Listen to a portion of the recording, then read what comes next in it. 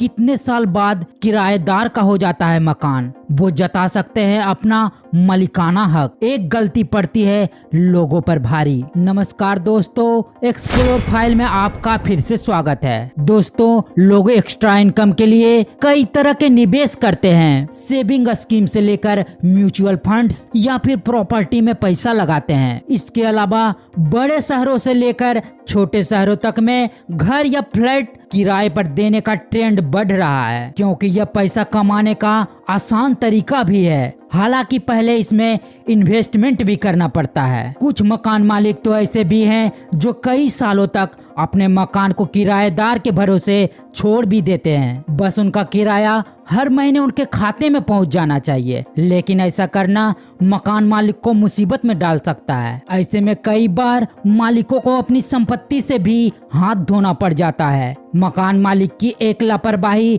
उसे भारी पड़ जाती है। यहीं पर मकान मालिक को सचेत रहने की जरूरत होती है। दरअसल प्रॉपर्टी कानून में कुछ ऐसे कानून है जिसकी वजह से किराएदार अपना हक का दावा कर सकता है। आज हम आपको प्रॉपर्टी से जुड़े कुछ ऐसे नियम कानून के बारे में बताने जा रहे हैं जो सभी मकान मालिक को पता होना जरूरी है। इसलिए दोस्तों, वीडियो को पूरा देखिएगा।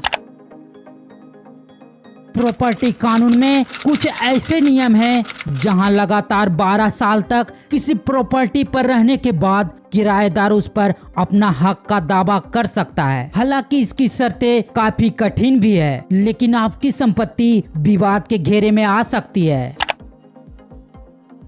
लिमिटेशन एक्ट का अनुच्छेद 65 प्रतिकूल कब्जे की धारणा को अंतर्निहित सिद्धांतों को बताता है। प्रतिकूल कब्जा शब्द की स्थापना सुप्रीम कोर्ट ने अमरेंद्र प्रताप सिंह बनाम तेज बहादुर प्रजापति के मामले में की थी। यह लागू कैसे होता है ये भी जान लेते हैं। यह एक ऐसी स्थिति होती है जिसमें संपत्ति के एक टुकड़े का वास्तविक मालिक एक निर्धारित अवधि के भीतर संपत्ति से एक अतिचारी को हटाने में नाकाम रहने के परिणाम स्वरूप अपने स्वामित्व अधिकार को खो देता है। प्रतिकूल कब्जे का कानून देश की आजादी से पहले का है, लेकिन आपको बता दें कि जमीन पर अवैध कब्जे का यह कानून की सबसे जरूरी बात यह है कि यह कानून सरकारी संपत्ति पर लागू नहीं होता है। वहीं दूसरी तरफ इसी कानून की वजह से मालिक को अपनी संपत्ति से हाथ धोना पड़ता है। किराए के मकान में रहने वाले लोग इस कानून का फायदा उठाने की कोशिश करते हैं। इस कानून के तहत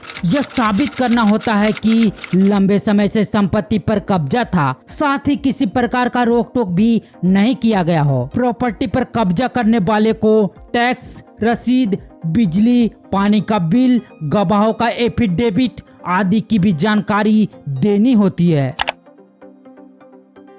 इससे बचने का यही तरीका है कि आप रेंट एग्रीमेंट बनवा लें, साथ ही संभव हो तो समय समय पर किराएदार को बदलते रहें। मकान मालिक और किराएदार के बीच हुई रेंटल एग्रीमेंट यानी किरायानामा के जरिए कानूनी कार्यवाही होती है। रेंट एग्रीमेंट में किराए से लेकर और भी कई तरह की जानकारियां लिखी रहती है। वैसे रेंट एग्रीमेंट हमेशा 11 महीने के लिए ही बनता है। प्रिय मित्रों, आई होप कि यह वीडियो आपको इन्फॉर्मेटिव लगी होगी, इसलिए वीडियो को एक लाइक कर दीजिएगा और प्लीज चैनल को सब्सक्राइब करके बेल आइकन को भी प्रेस कर दीजिएगा।